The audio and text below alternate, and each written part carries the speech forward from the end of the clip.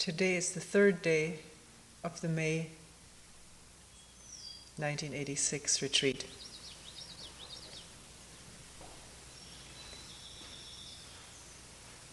And we'll start out talking on a topic which has come up quite a number of times in this retreat.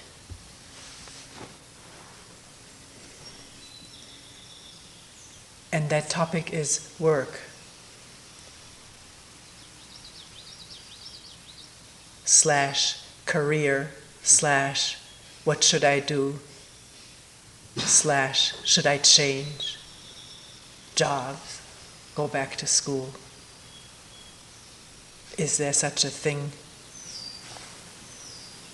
as a right kind of livelihood?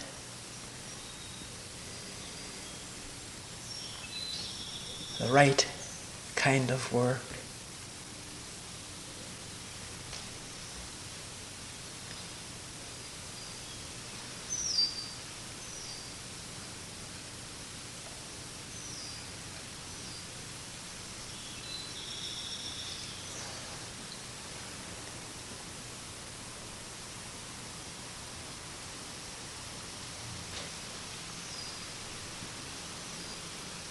Why do we work?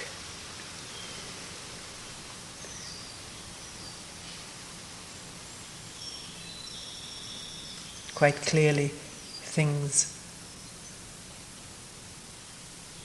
some things have to be done.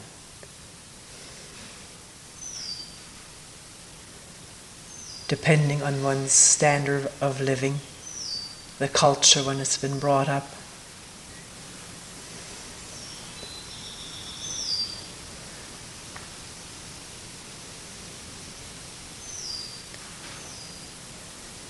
And the money one has inherited, maybe.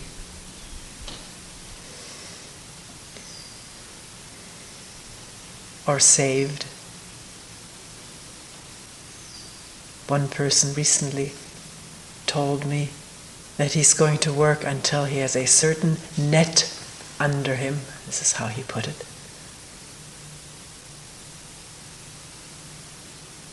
And then not to work and to do what one likes. In the case of that person, the net is a very high figure.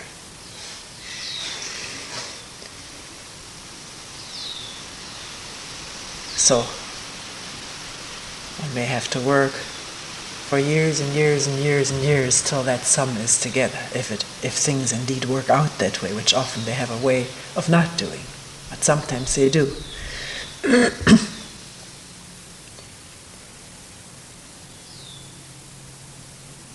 Most people here in this country, in Western countries, or many other countries, go to work in order to earn money, to pay for a living space, food, for what one needs in commodities, clothing, what the children need if one has children. For vacation, maybe for coming to a retreat every once in a while. Somebody told me they're getting very expensive.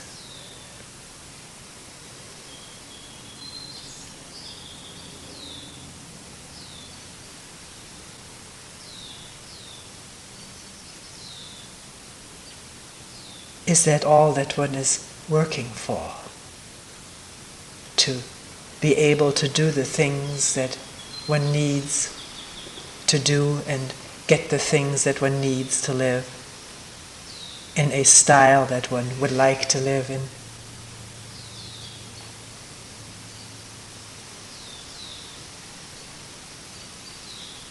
Granted the fact that the style changes if one gets a good salary and moves in with people who buy certain things, one begins to buy those things too. We are constantly bombarded with visuals of how to live through the media. what to have, what to get, what to trade in for what better.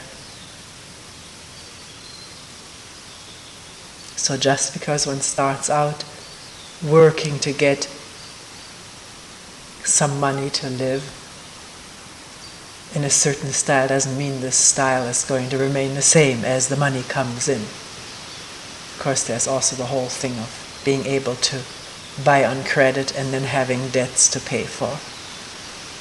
So many people work to pay off debts, partly.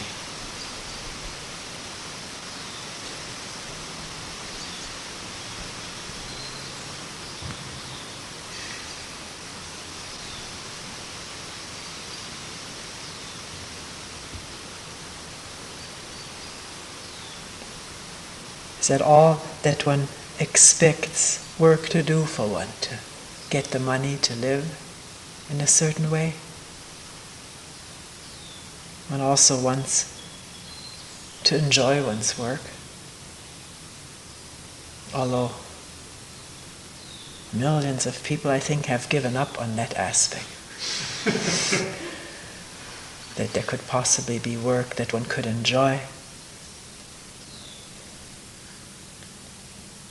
It's the paycheck that matters, and not being laid off.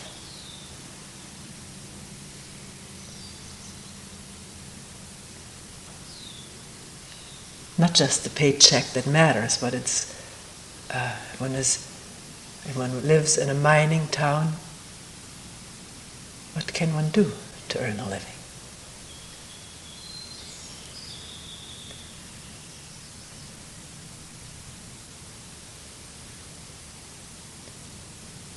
One may not even question whether one enjoys one's work. One's father may already have worked in the mines, and maybe one's grandfather. And one is glad that the mine hasn't closed yet.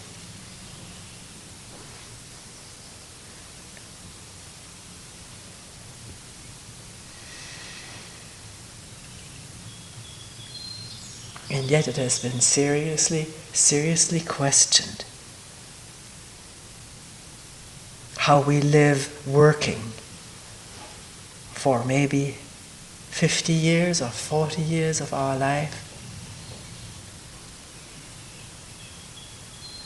doing a job which we don't like, which dulls us, which we may hate.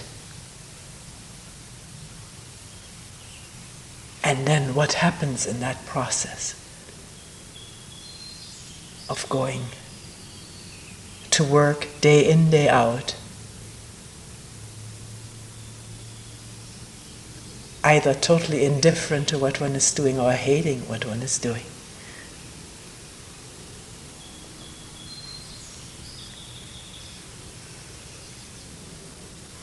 And not even feeling the freedom or the possibility to question it, the possibility to change that job, not to work where there's indifference and hatred of the conditions, of the type of thing one is doing. One may not have that choice if one has a family to support the move. One may not just be able to afford it. There are lots of items on the news on this, not just in this country, in many Western countries where many industries are becoming obsolete, closing down, or else out competed by foreign industry, and people find themselves out of work with large or small families, and the bitterness, the despair, the lostness of what to do with one's life, how to earn a keep.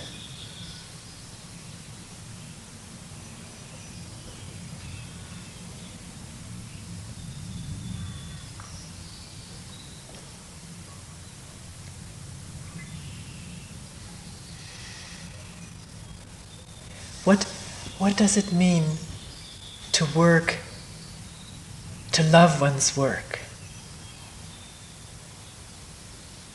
or to find work that one loves, that one would love to do. Very often it's not the work that one is engaged at the moment. Very rarely do people say, but some people do say it. I love what I'm doing, but it's rather rare. It's more often the work one imagines one could be doing that one imagines one could love doing. Something one hasn't tried yet. And it looms there as a promised land in the mind. And if one is not tied to family, has some means, or can take up a loan, one can quit the job and go to school. This is what I'm told often. I would have to go to school for another 4 years or 2 years and then do that work that I would love to do. As one person said, in that work, if I quit this job right now, which is really getting to me, I feel I'm getting a dead body there. It's deadening. No real, genuine relationship with the people, having to put forth a personality.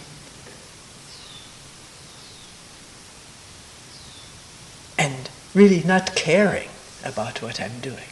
Could care less about what it is that I'm engaged in, even though I'm getting a good salary.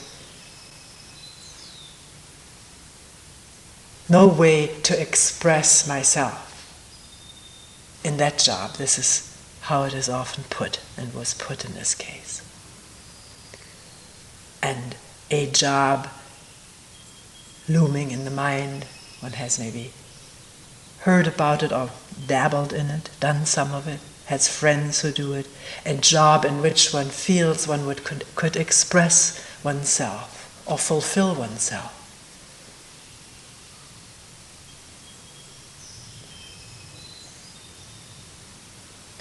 We'll later look at this whole thing of self-expression and self-fulfillment, what that is.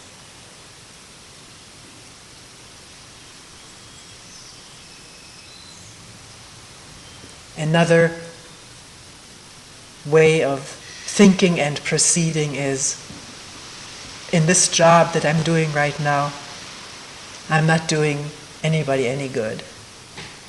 I want to help people. I genuinely want to do something for people.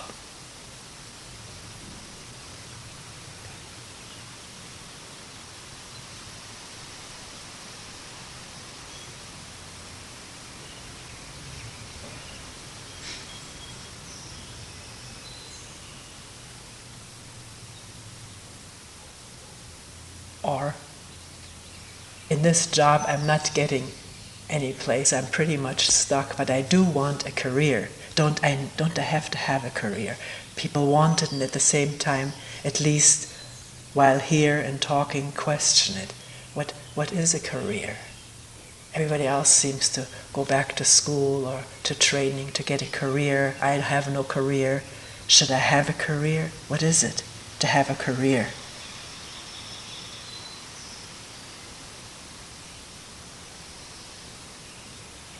I haven't thought about it much, but what the word immediately suggests, it's something in which one can progress. Get more money, get more responsibility, have frequent change, become more powerful.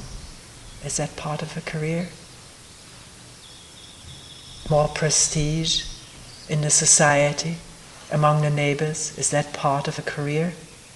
More status? More instant respect when one says what one is doing? That's usually the first thing we're asked when we meet together. What are you doing? Often it's just a way of beginning a conversation, but some people get hit hard by this question if there's nothing that one can say that is the least bit impressive. Some people have told me they dread this question when it comes up. What are you doing? Women have told me, and very often what is said, well, I'm just a housewife. That just comes in there in anticipation maybe already of what the other person will think if I say I'm a housewife. Recently there was a whole Newsweek cover dedicated to the woman who is mother and careerist. I didn't read the article, just glanced at one line in there which seemed to express admiration for the capability of women to be both a mother and have a career. Be somebody in the community and on the rise with responsibility, just like men.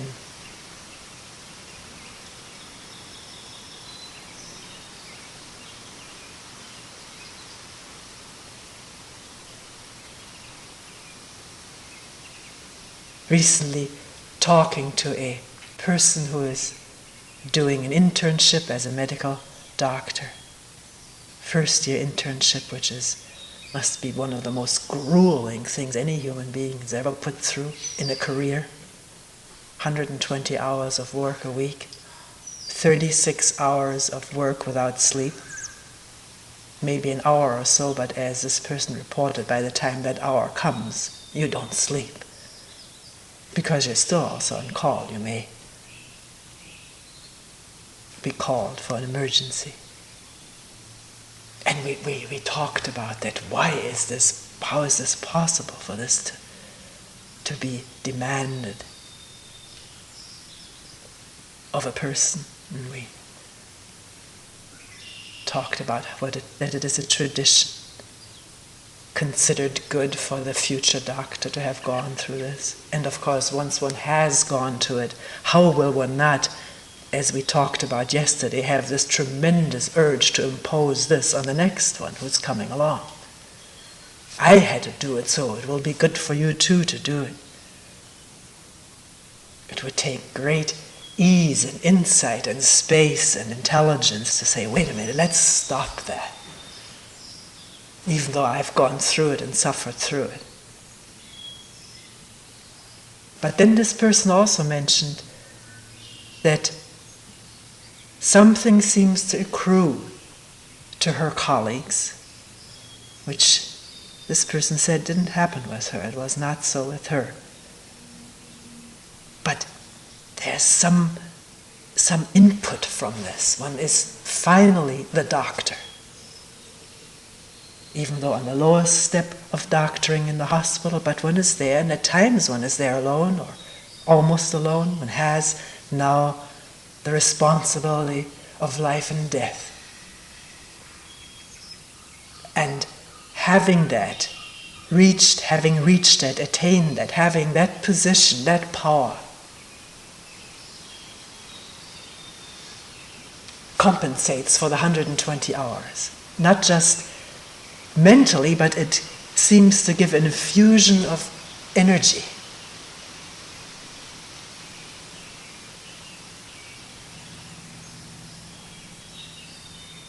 Hearing one's name paged over the phone as Dr. So-and-so. Come quickly, we need you. You're the one to make the decision.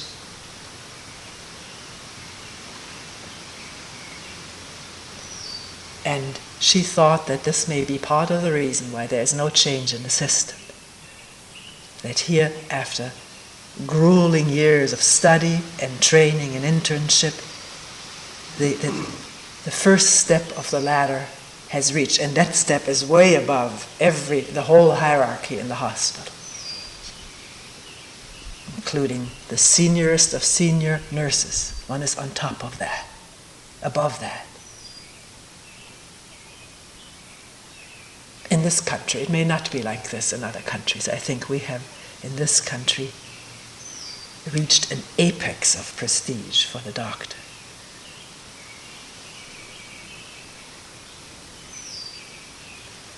And does some of that prestige that is accorded the doctor with his or her serials in television, the television keeps boosting this kind of an image.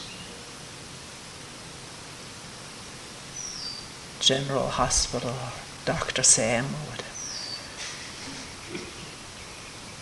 some of these doctors, I've heard, get letters written, some of these actors get letters written into them. Not a few, but by the hundreds, appealing for their help and for their attention and care. A tremendous image is created by television of the doctor.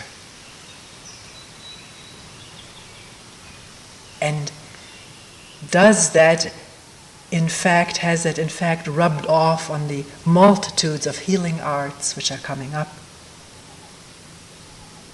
More and more healing arts.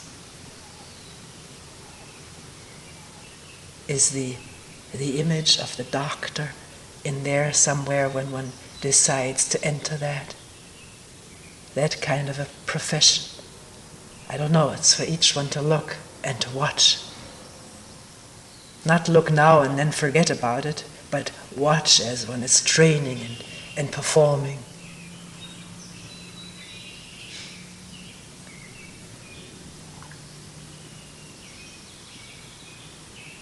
Not just there, in any kind of a job which has any kind of a prestige or power to it.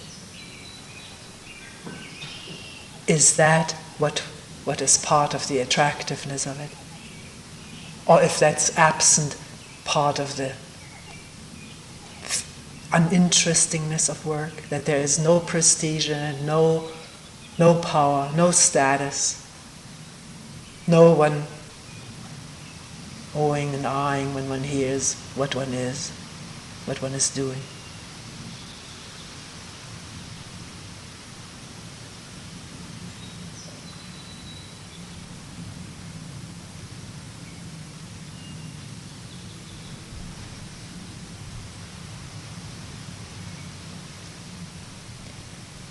These things have to be looked at all times.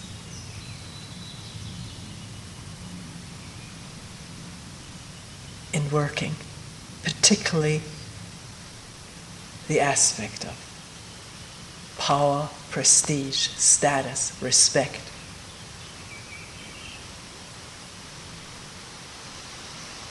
In the history of the Jewish people, there were always times where they were barred from certain professions.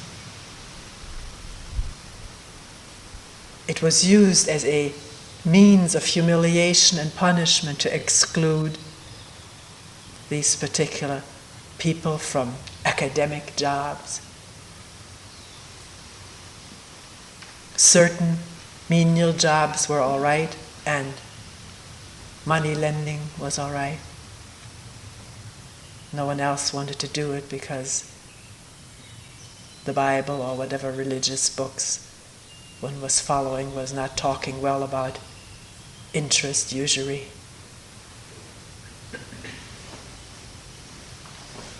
So it's an ancient thing, the prestige of the job and the humiliation of not having a prestigious job.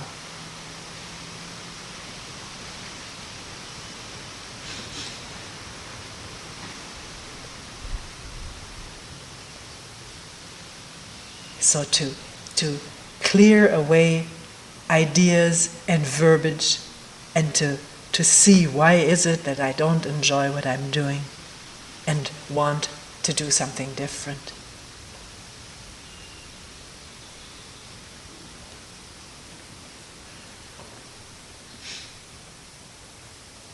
Coming back to the matter of self-expression, we've talked about it many times.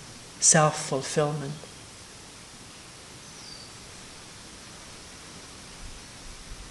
This one person who feels a deep discontent with a job where she feels she's growing indifferent and dead, says there's something in me that can't express itself at the job. I want to be myself. And then asking, well, what is yourself? What is yourself that you want to express?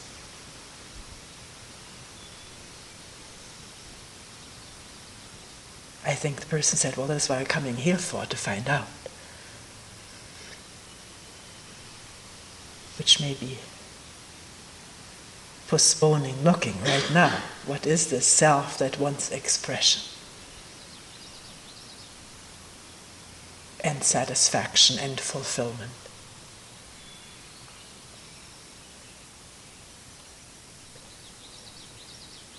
To open that up, I think it's vitally important. This whole chapter of self-expression and self-fulfillment. With not starting out with having a prejudice against the self. It may sound as though I am prejudiced against it. I'm already condemning it before talking about it. I'm not. I wonder what it is that wants to express itself, which one labels self.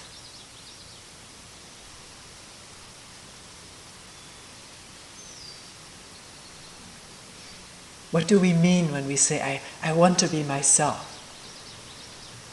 Does one mean, like in that particular job, not wanting to be cast into a stereotyped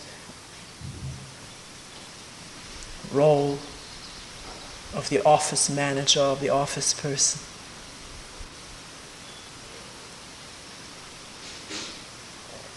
Not wanting that image does not mean that there is clarity about what it is to be really spontaneous, really free in expression. Or does one just want to express another image about oneself? There's an image about spontaneity, isn't there? Doing what I like to do and not wanting to be hemmed in by convention.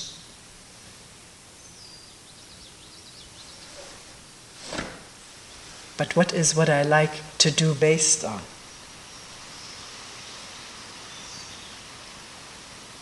My desires, my fantasies, my pleasures.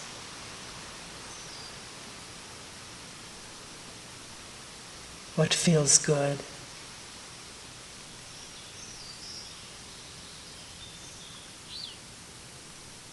What is fulfilling? What is fulfilling?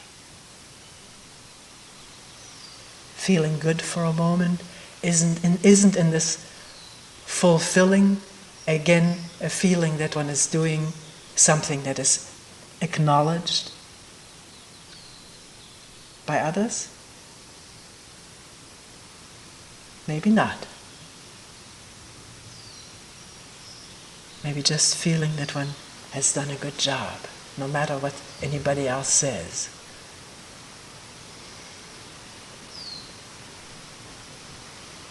In what way is one barred from doing that in almost any place?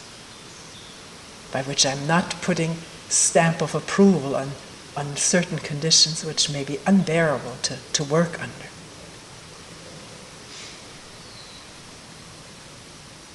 But what do we want when we say, I want to express myself?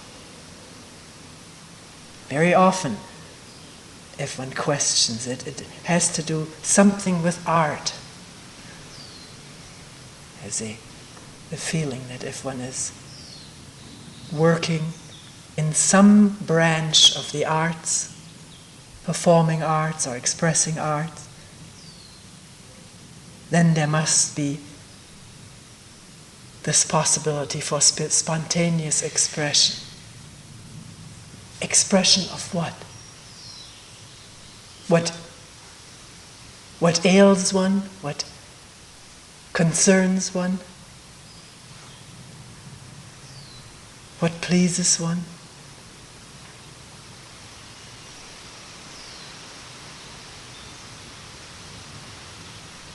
I remember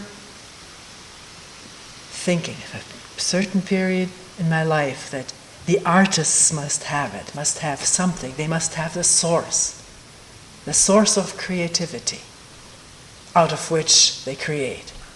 A lot of idea was connected with this idea. A lot of, what is generally assumed. And an artist, at least in certain cultures in the West, has high prestige, even though he may live in poverty or she, but there's a certain status and prestige particularly attached to a successful artist. I studied many biographies, and either written biographies or pictorial biographies of how a famous painting comes into being from sketches, or to find out the source, to try to get to that source via studying the artist.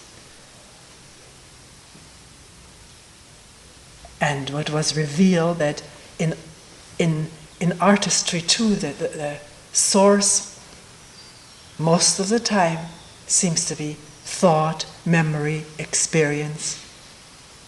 Maybe not the conscious mind, but the unconscious mind.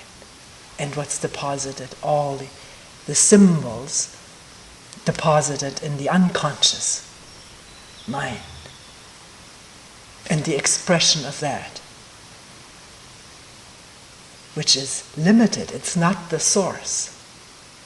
It's the source for art, but that was not the source that I was interested in. Interested in or wondering about. Wondering whether one could be immediately in touch with that.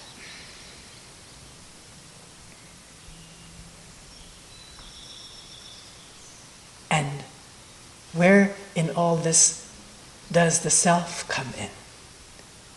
With its need for self-expression and self-fulfillment.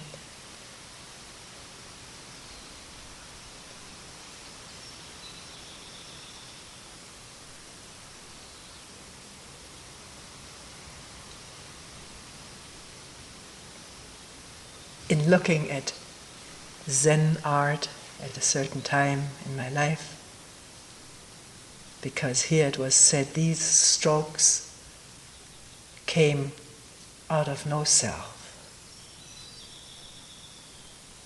There seemed to be a very convincing simplicity, directness, immediacy.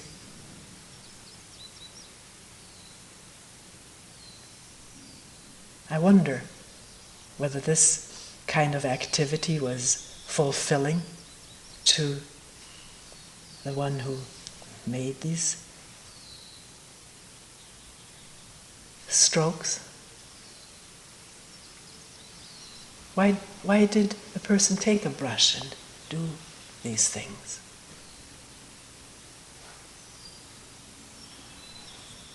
Was there also admiration from the public and self-admiration involved? One cannot just say no because this was a Zen person and it didn't exist.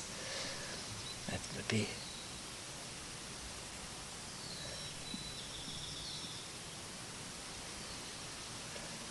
can't conclude that, one can't assume that at all.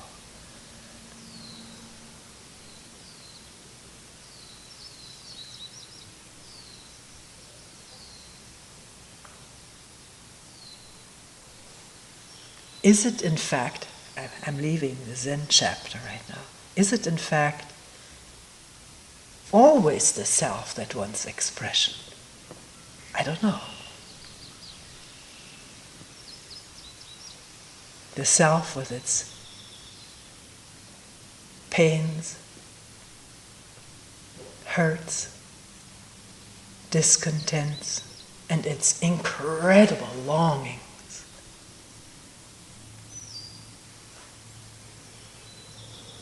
Sometimes the longings of the self are mountain-moving longings, yearnings for something.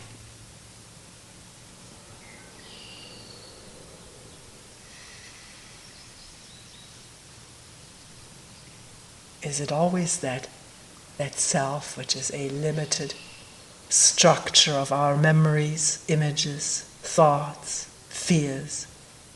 Is it always that yearns for expression and fulfillment?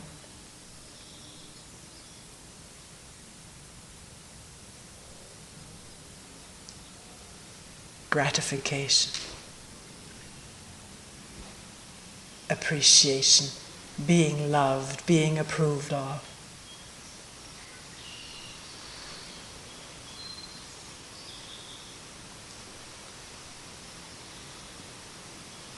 and never, never finding permanent satisfaction. It comes and goes, and then the yearning is there again for more. More of the same or something different.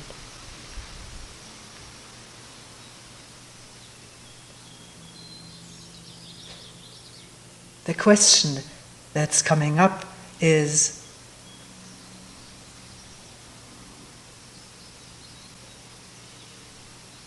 is there any need for self-expression when there is no feeling of separation? Which is the essence of the self, a feeling of separation. The distance from you. The distance from nature, the separation, the loneliness and isolation. When that's not there, when there is no feeling of separation, then is there anything that yearns to express itself?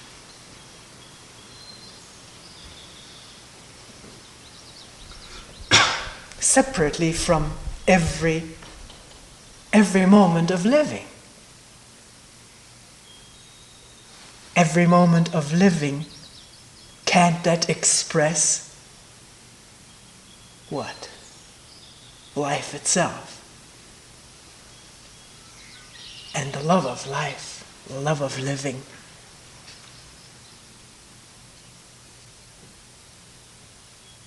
Which includes everybody, everything.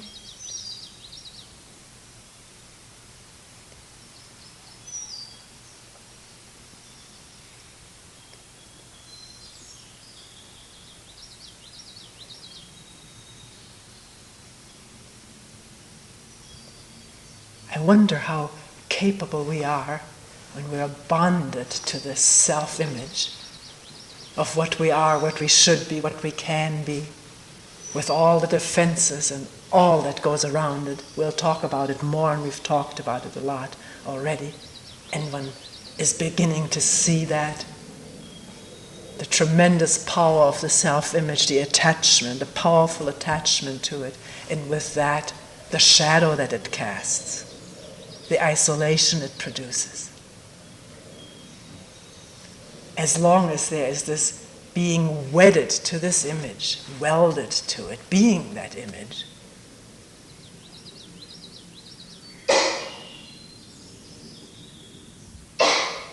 can there be any clear seeing of what needs to be done and doing it? Not for fulfillment, but because it's underhand, underfoot, it's there to be done.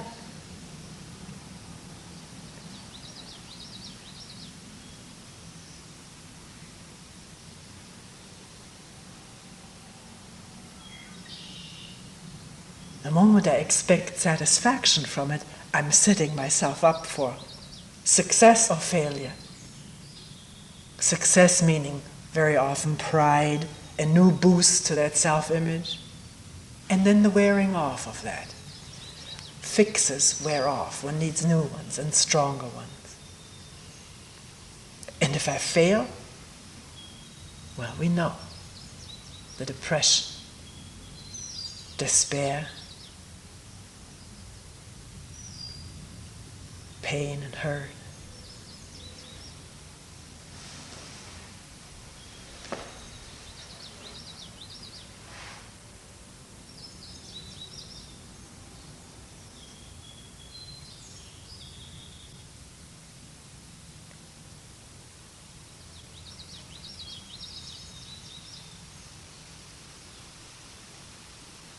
So it doesn't make any sense to look for a work to do to earn one's living, which one can love doing. I think it makes a lot of sense.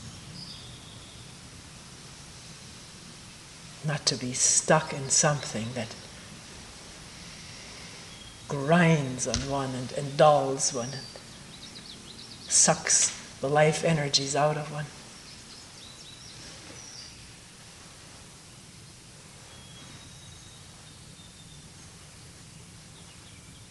And yet, can one really love to do something?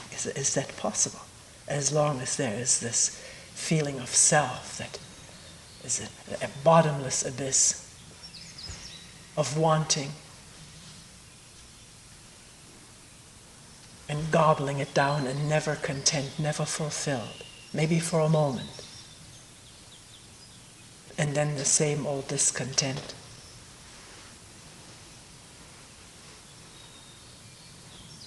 Where do we need to work?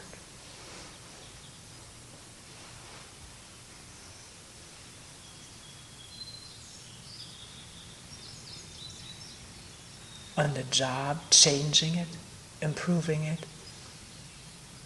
It's all right. There's nothing wrong, nothing right about it. It's what we may need to do and go through with it.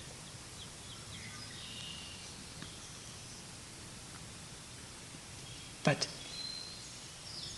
do we postpone questioning the self? That may be at the bottom of all of our pain, sorrow, fear, discontent, loneliness, antagonism, hatred.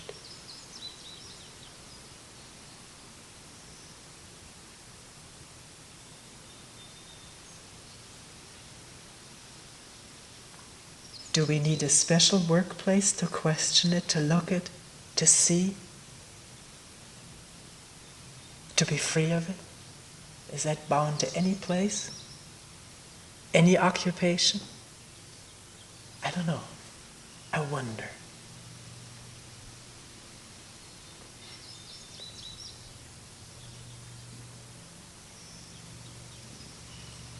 If it's clear that some places not good to be at, there's no problem. One leaves it. One quits. One is finished with it.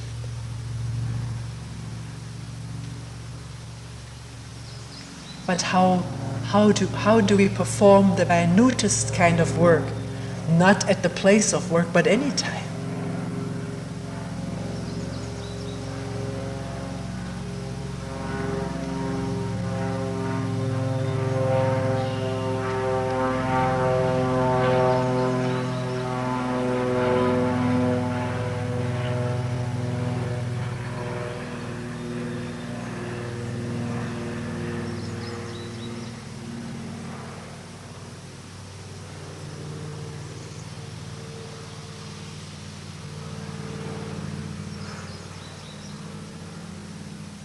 The question was, how do we perform the minutest piece of work?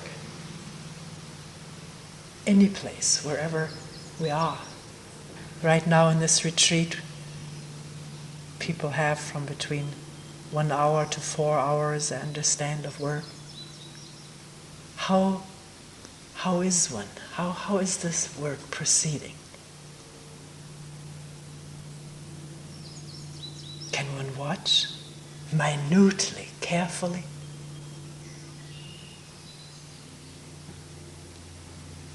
And put aside all the ideas, I should be one with my work, I should be this or that.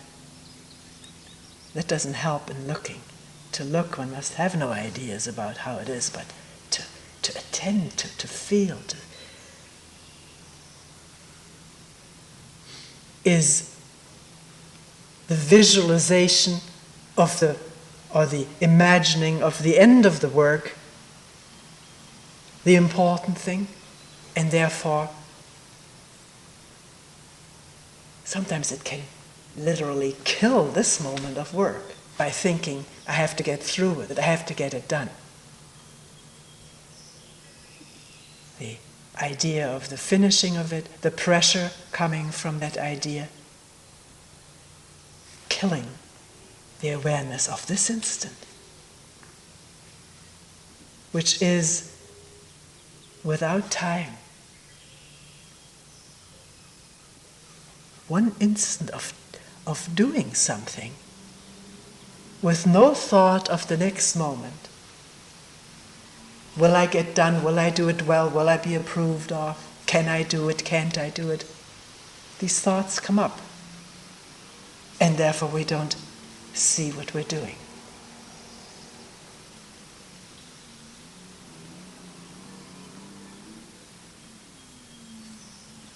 Can we do without thoughts?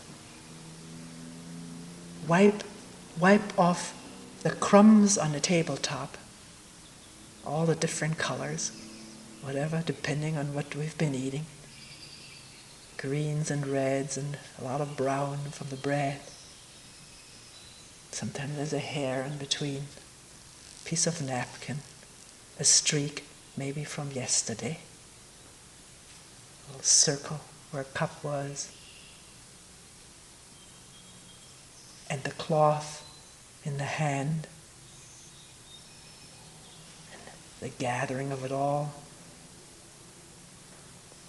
falling in the palm, maybe something falls on the floor. Will one pick it up? One will pick it up if one saw it dropping on the floor. And to pick up a crumb, has one ever done it and really been there? Not to get an experience.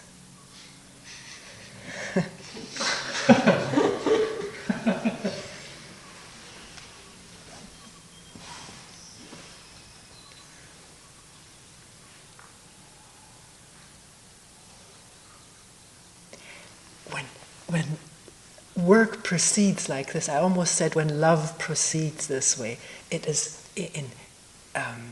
inseparable, working like this and loving. Because goal and pressure and approval and fear and self-expression and becoming somebody in the process is totally irrelevant.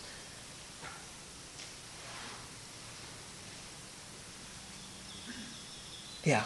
One doesn't have to fight it. One sees it's irrelevant to what's going on. This moment in which, when there is no pressure, there is no time.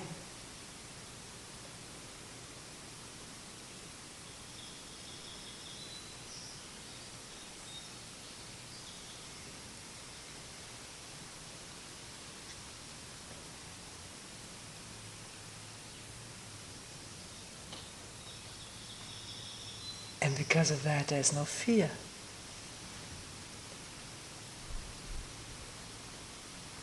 And when there's no fear, then everything opens up. Inside and out. Not that there is really separation between that.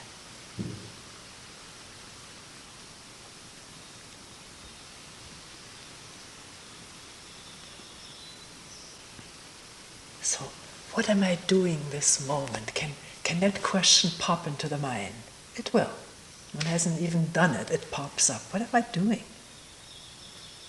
And then does then immediately come the thought, I ought to be doing this and this and this, or I shouldn't be doing that? Can one see that and put it aside as irrelevant? Say, what I asked was not what I should be doing, but what is happening right now.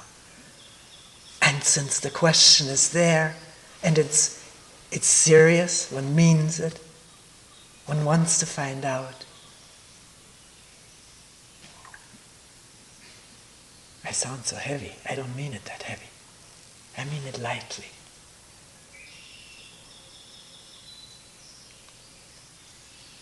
Therefore, everything is there.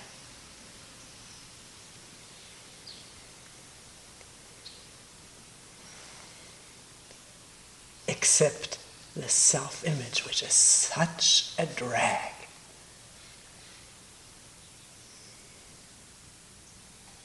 Such a prison. Such a bore. It's really a bore. I don't know why we keep entertaining ourselves with it so tirelessly. It's so automatic. The brain throws it up the moment there's no attention. There's the self-image. But the more it is detected, the quicker it can be brushed aside as irrelevant, as in the way.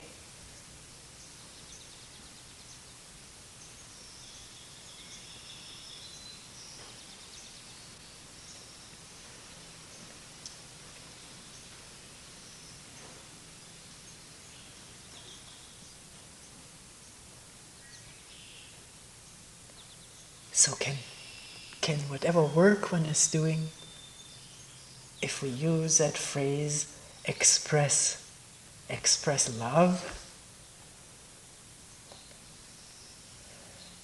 love of living, love of life.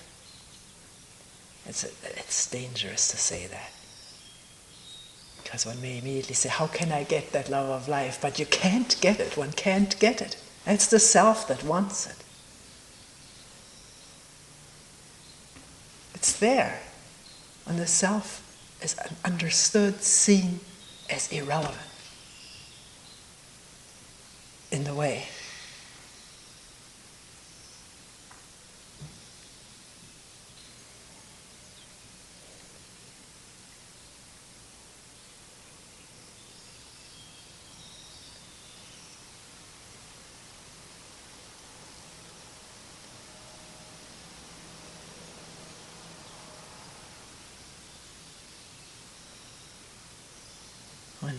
One may say, well, it's all right here in this lovely place, lovely surroundings, and we've been fortunate to have all this sunshine and cool breeze. Yeah, here I can even hear the birds, but I'm going back home.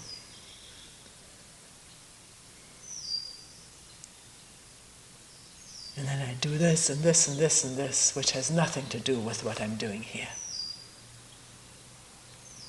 Feels so hypocritical, one person said. I feel like a real hypocrite. Here I do this, and then I engage in all kinds of things which shut this out. Actually, there has been observation to see that one does that. But why can't one look how one shuts things out?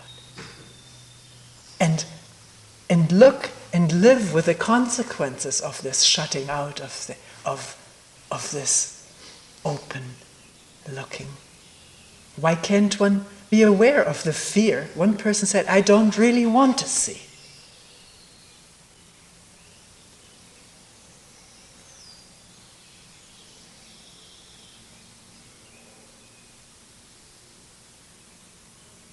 Either that's that, and one proceeds, or one wonders, why don't I want to see? Not give me an answer, you or me, but the question. A question is a powerful thing. If it's asked not casually or repetitively to get a result by asking a question often enough. But because one cannot help asking, why do things close up the moment I leave this place or whatever? And what is this closing up? And how does it feel? What are the consequences of it? Because life goes on. It goes on all the time. And part of the way we live, the largest part, is to live closed up. Thinking in this enclosure lies our security and all of our pleasures. Unfortunately, also all of our sorrow and fears.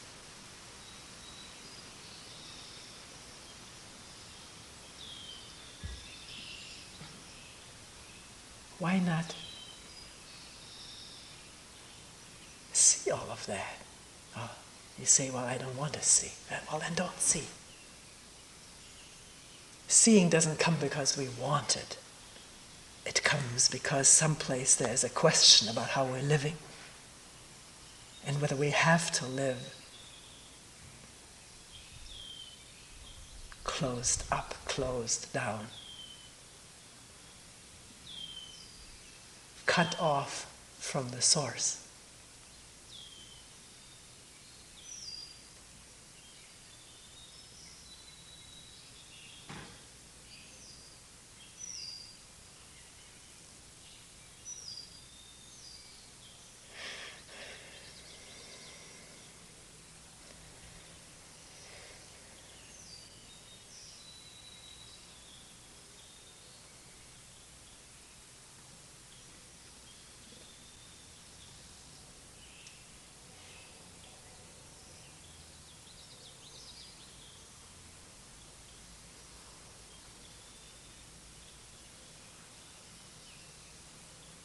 we will end here for today.